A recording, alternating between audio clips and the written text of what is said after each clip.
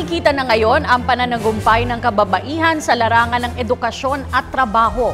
Ayon sa mga grupo ng kababaihan, unti-unti nang natutugunan ng mga programa ng pamahalaan ang usapin ng unemployment at underemployment.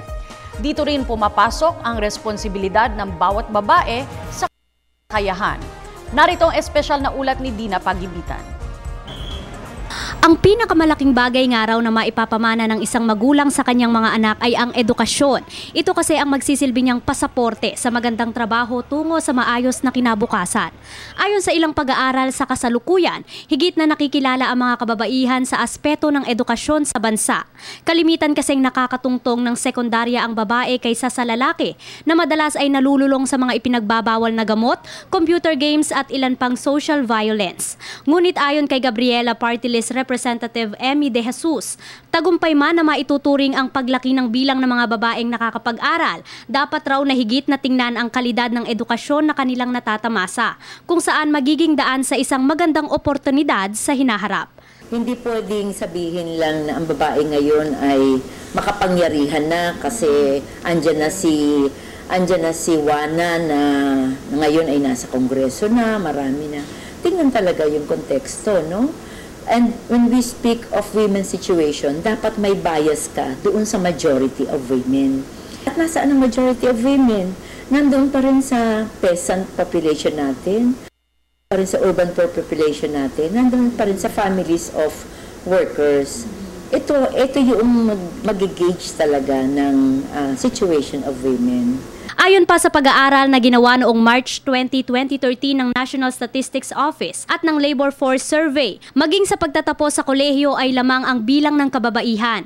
24.9% ng kababaihang Pinoy ang nakakapagtapos ng kolehiyo, mas mataas kumpara sa 21.2% ng mga Pinoy na lalaki. Patunay na riyan ang pagpasok na rin ng mga kababaihan sa mga posisyong dati-rati ay dinodomina ng kalalakihan, gaya ng mga posisyon sa gobyerno.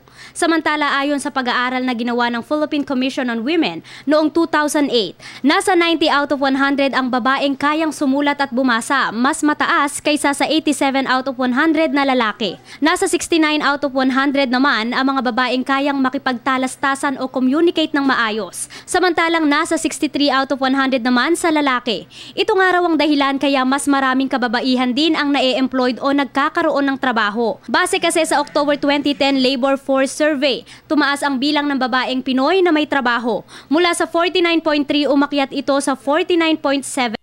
Sila ng issue ng underemployment sa mga kababaihan o ang mga trabahong hindi angkop sa kanilang pinag-aralan. Unti-unti raw na itinutuwid ito ng mga programa ng iba't ibang ahensya ng pamahalaan gaya na lamang ng Labor Department at TESDA.